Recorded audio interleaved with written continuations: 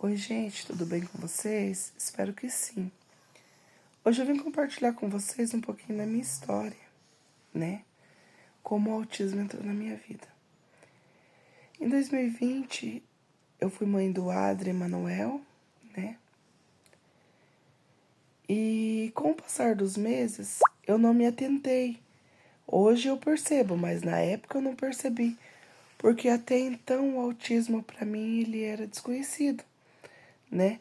Mas eu lembro que ele gostava de carrinho mais pequeno, ele não gostava muito de brinquedo grande. Outra coisa também, aquelas musiquinhas, galinha pintadinha, essas coisas assim, ele não gostava, ele gostava do Bob e o Trem, que era letras, números e formas geométricas, essas coisas assim.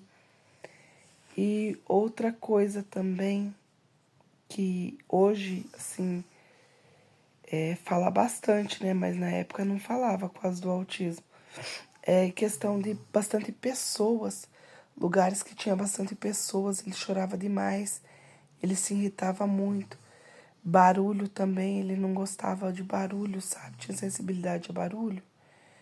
Então, essas coisas, assim, hoje me atentam, coisas que eu lembro, mas na época, não, pra mim, eu achava normal, sabe? Aí, com uns 7 para 8 meses, mais ou menos, eu coloquei ele na creche, né? Porque eu precisava trabalhar.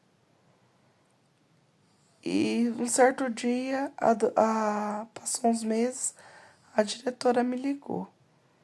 Aí perguntou se eu podia fazer uma reunião comigo, porque se eu poderia ir no outro dia. Porque ela queria falar umas coisas a respeito do Adrian comigo, né?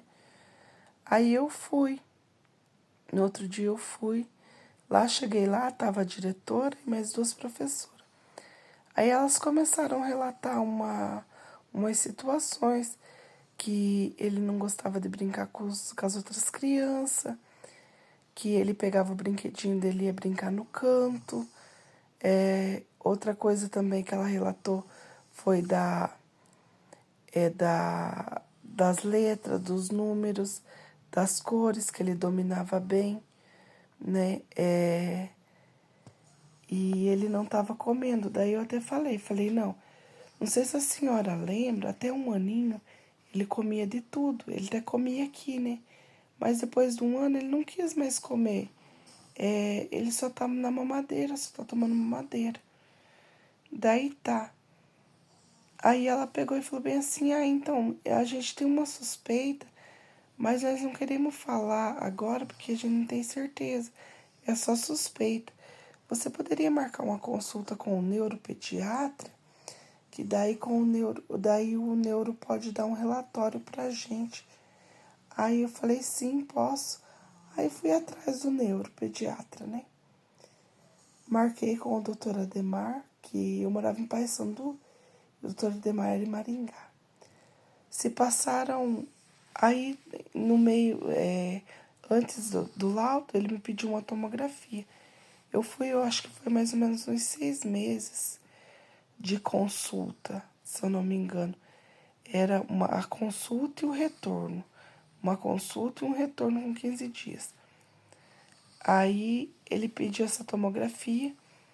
Aí na época eu fiz a tomografia que tinha que ser uma com sedação, porque ele não ia deixar fazer acordado mesmo, né, por ele ser pequeno. E o SUS não fornecia essa com sedação. Ele fornecia a tomografia, mas com sedação não. Aí eu tive que pagar particular essa tomografia. E como a gente era assalariado, né, e era um valor um pouquinho alto para mim pagar, né. Aí eu fiz uma rifa na época para arrecadar o dinheiro para pagar essa tomografia. Depois dessa tomografia, eu fui mais, eu acho que umas 2, 3 vezes. Aí ele pegou e me passou o laudo. Que o Adrien era autista, nível de suporte 2, né? E daí? quando ele passou o laudo, parece que o chão se abriu para mim. Porque ali eu não sabia por onde começar. Porque a gente se prepara para ser mãe, mas não para ser mãe de autista, né? Ali era uma parede na minha frente, sabe? Não sabia por onde começar. Aí eu comecei a ler, a assistir vídeos, sabe? Porque daí você fica focado naquilo. Você quer ler, você quer assistir, você quer saber. Quanto mais você souber, parece, do assunto é melhor, sabe? Porque você se sente muito apreensivo. Ali você se sente... É muito difícil a aceitação. Não sei, assim, explicar ao certo. Só sei que a gente fica muito perdido. Mas não tem outra opção. É aceitar ou aceitar. Não tem outra. Não tem uma segunda opção, né? E ali a gente começou o tratamento também. Ele teve muita dificuldade na fala, né? Até hoje ele fala algumas palavras enrolado, mas ele teve muita dificuldade na fala, né? Aí a gente vai aprendendo a lidar com ele. O autismo é dia após dia, né? Você, todos os dias, você vive situações diferentes, né? Tem dia que ele tá mais calmo, tem dia que ele tá mais agressivo, tem dia que ele tá, né, com mais crises, outros dias não, outro dia ele tá mais calminho. Então,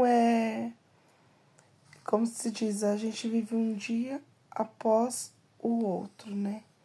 E todos os dias você tá aprendendo com ele, eu tô aprendendo com ele, no caso. Todos os dias a gente aprende com ele, a gente tanto ensina quanto a gente aprende, porque eles são umas crianças, o meu filho, falando do meu, né? É muito inteligente, é muito especial. Claro que ele tem as limitações dele, sim, mas isso não é empecilho pra gente parar no tempo, não. Eu vivo por ele, né? E é dia após dia a gente lutando, né? E é isso, gente. Isso não sei mais o que falar. Tá fugindo as palavras da minha boca. Mas é isso, é um dia de cada vez, vamos se colocar assim. Porque às vezes é uma conquista tão pequena lá pra pessoa lá de fora, mas pra gente que é mãe atípica, pra gente que é mãe de autista, é tão grande. Essa semana mesmo ele aprendeu a colocar a bermuda sozinho.